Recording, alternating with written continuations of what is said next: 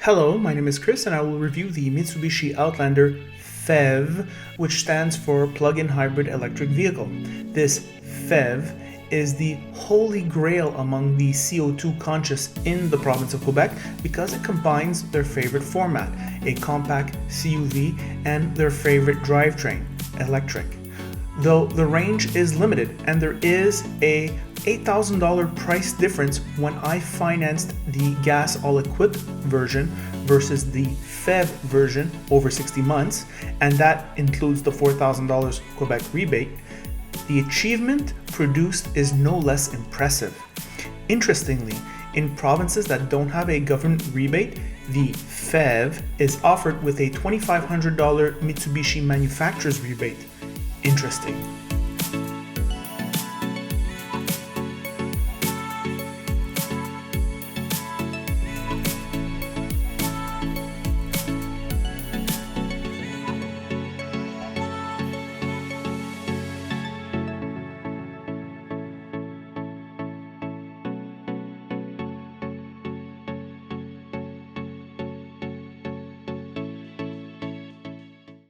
For the compact crossover part, Mitsubishi delivers.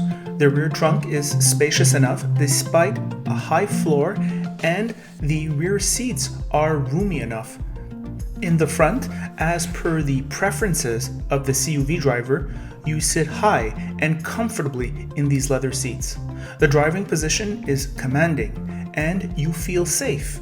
The IIHS confirms that PHEV is good in an accident. Nice touches are this upper trim Rockford Fosgate sound system, which not only sounds good but has a cool name, Rockford's Fosgate. The leather on the steering wheel was so soft, and the comfy leather seats makes it competitive with its rivals in terms of touch points.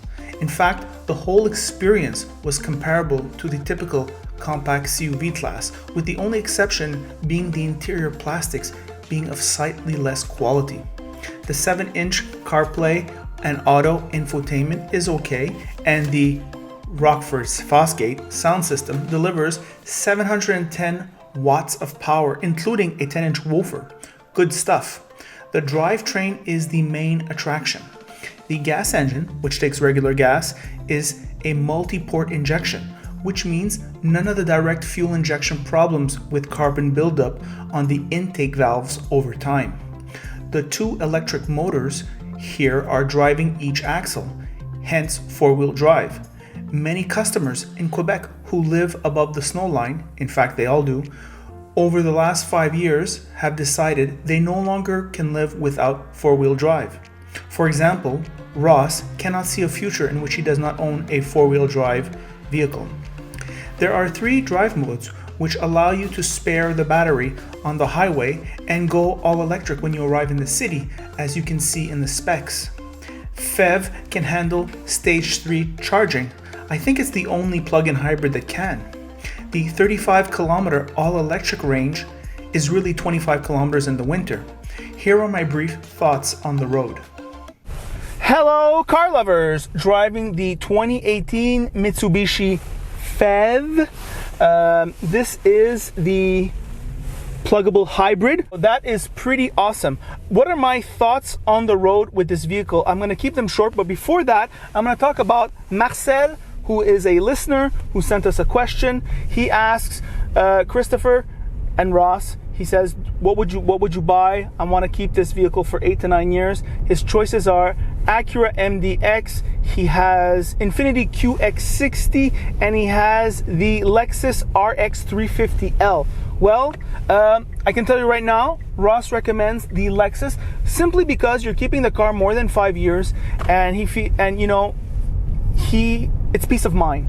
And often I will make the remark often that people who have these SUVs, they have families, they're busy people, and they don't have time to go to the dealer and putz around with problems. And with Lexus, you won't have that.